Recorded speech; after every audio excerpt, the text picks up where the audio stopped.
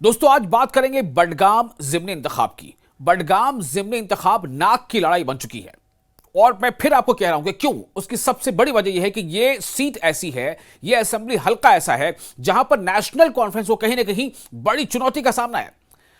चुनाव तो सबके लिए है, चाहे वो किसी भी पार्टी का उम्मीदवार हो, चाहे वो इंडिपेंडेंट ही क्यों ना हो। लेकिन मैंने नेशनल कॉन्फ्रेंस का जिक्र सिर्फ इसलिए किया क्योंकि इस सीट पर पिछली बार नेशनल कॉन्फ्रेंस ने ही जीत हासिल की थी और अब बहुत कम वक्त रह गया है। 11 नवंबर को इस सीट पर भी वोटिंग होनी है, जैसा कि नगरोटा में भी। तो बडगाम में आज हम बात ये कर रहे हैं कि बडगाम में दरअसल किसकी उम्मीदवारी बहुत ज्यादा मजबूत नजर आ रही है। बडगाम में कौन जीत की रेस में, यानी चुनावी रेस में आगे दौड़ता नजर आ रहा है। बडगाम में किसे, बडगाम की जो अवाम है वो इस बार जीत का सेहरा बनाएगी।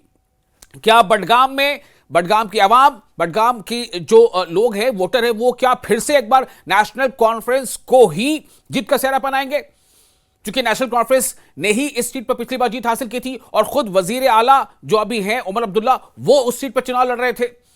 चूंकि उमर अब्दुल्ला चुनाव लड़ रहे थे इसलिए पिछली बार जीत गए। इस बार उमर अब्दुल्ला नहीं है, कोई और है, इसलिए क्या नेशनल कॉन्फ्रेंस के लिए थोड़ी मुश्किल हो सकती है?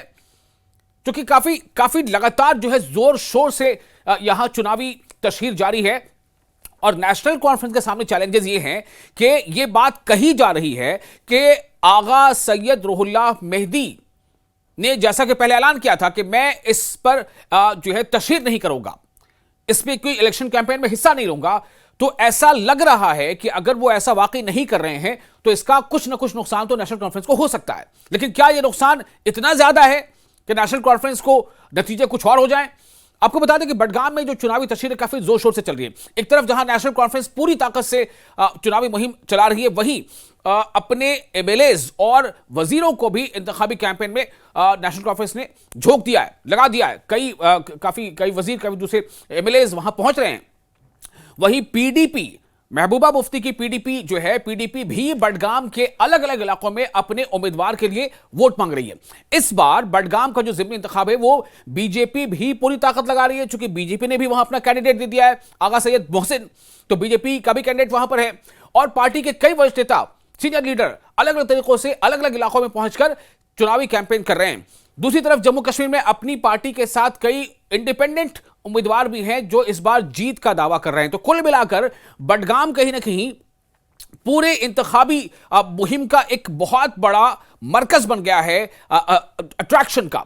लोगों को भी ये महसूस, भले ही वो बडगाम के लोग उसे वोट देंगे, लेकिन पूरे जम्मू कश्मीर की निगाह नगरोटा के साथ साथ बडगाम पर भी है। बडगाम पर है इसलिए भी ज्यादा है, मैंने पहले ही कहा कि उमर अब्दुल्ला ने उस सीट पर जीत हासिल की थी। उमर अब्दुल्ला भी वजीर आला हैं। सोचिए जरा, अगर नतीजे खुदा ना खास्ता एनसी के हक में नहीं आए तो ये कहीं ना कहीं उमर अब्दुल्ला की जो 1 साल की अभी शासन रही है, जो इख्तियार रहा है, इस पर भी कहीं ना कहीं एक तरह का मैंडेट होगा।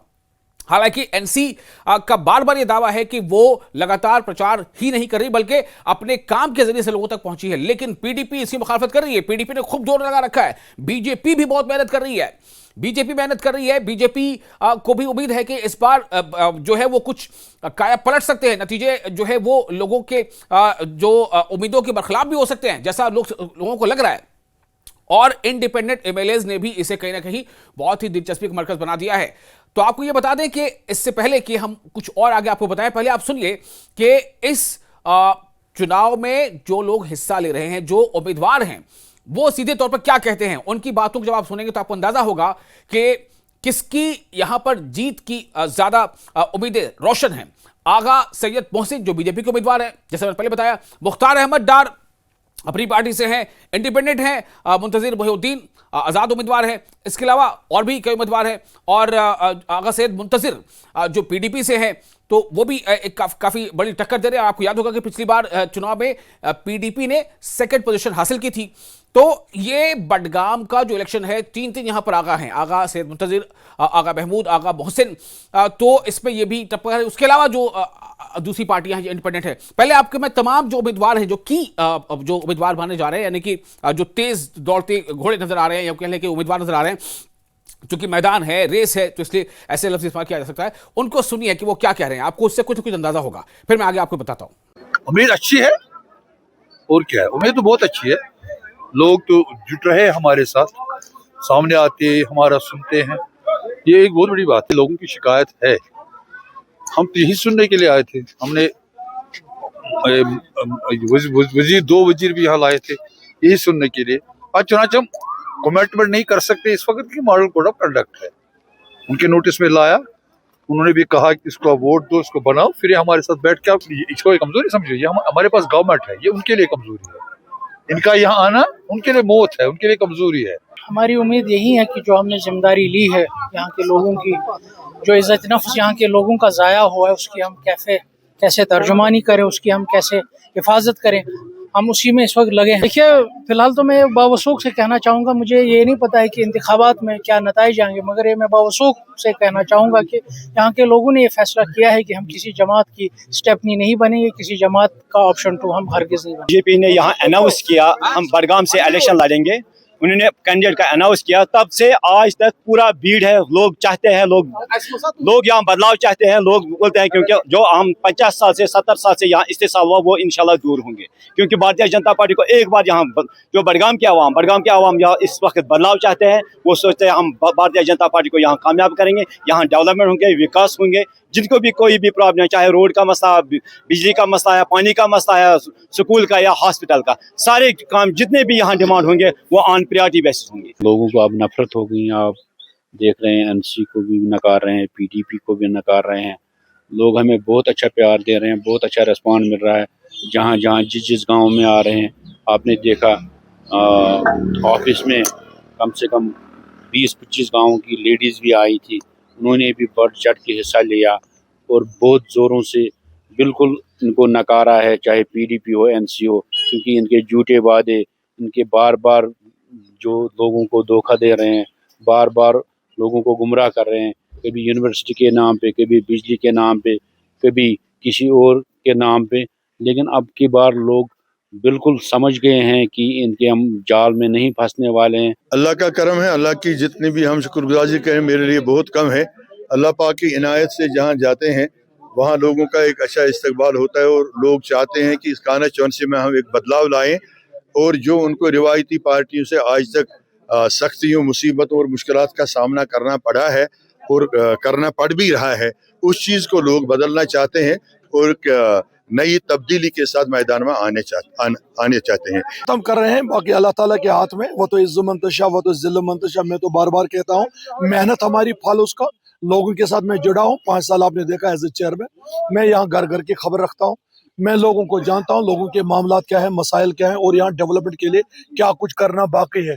इंशाल्लाह मैं एक तजुर्बाकार उस एतबार से हूँ क्योंकि मैं यहाँ 5 साल चेयरमैन रहा, तो उस तजुर्बे की बुनियाद पर मुझे बड़ी आसानी है कि अगर मौका दिया लोगों ने तो इंशाल्लाह मैं इनकी खदमत करने में कामयाब होऊंगा, डेफिनेट। तो आपने तमाम उम्मीदवारों को सुन लिया। कुछ का ये कहना है कि उमर अब्दुल्ला की सरकार ने लोगों की उम्मीदों को पूरा नहीं किया, इसलिए इस बार जो बडगाम के अवाम है वो सबक सिखाएगी। बीजेपी भी यही कह रही है। पीडीपी को पूरी उम्मीद है कि चूंकि पिछली बार एनसी का कैंडिडेट जीता था तो और पीडीपी जो है वो दूसरी पोजीशन पर रही थी, पीडीपी को पूरी उम्मीद है कि इस बार अवाम जो है उनके फेवर में, उनके हक में जो है वो वोट करेगी और उनको कामयाबी का सिरा बनाएगी।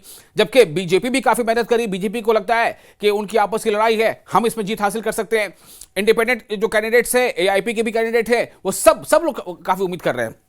ये जरूर है, मैं बार बार कह रहा हूं कि इस सीट का जो नतीजा आएगा वो कहीं ना कहीं अगले 4 साल का पूरा नैरेटिव सेट कर देगा। और ये अभी तक जो 1 साल का जो इक़्तिदार रहा है, 1 साल इक़्तिदार, उस पर एक मैंडेट की तरह होगा, उस पर एक लोगों की राय जैसी होगी कि लोग क्या सोचते हैं इस बारे में। आपको फिर बता दें कि चुनाव हालांकि सिर्फ ऐसा नहीं है कि बडगाम में ही है, बडगाम के साथ साथ नगरोटा में भी है। लेकिन बडगाम में आपको याद होगा कि ये जब बार बार ये बात पूछी जा रही थी कि आखिर आगा सैयद रुहुल्लाह मेहदी ने, जो नेशनल कॉन्फ्रेंस के मेंबर पार्लियामेंट, उन्होंने तशहीर से मना कर दिया है और वो जो है तो उस पर उमर अब्दुल्ला से जब सवाल पूछा गया तो उन्होंने कहा था कि उनकी मर्जी है, वो तशहीर करें, करना चाहे तो करें, ना करना चाहे ना करें, हमने किसी पर दबाव नहीं डाला है। लेकिन ये कुछ गोशों से बात सामने आ रही है कि अगर वो वाकई एक्टिवली तशहीर नहीं करते हैं तो इसका कुछ ना कुछ तो असर पड़ेगा। लेकिन अब सवाल ये पैदा होता है कि चूंकि तमाम पार्टियां इसमें पूरा जोर शोर से लगी हुई हैं, चाहे पीडीपी हो, चाहे बीजेपी हो, चाहे एआईपी हो, चाहे इंडिपेंडेंट्स हो,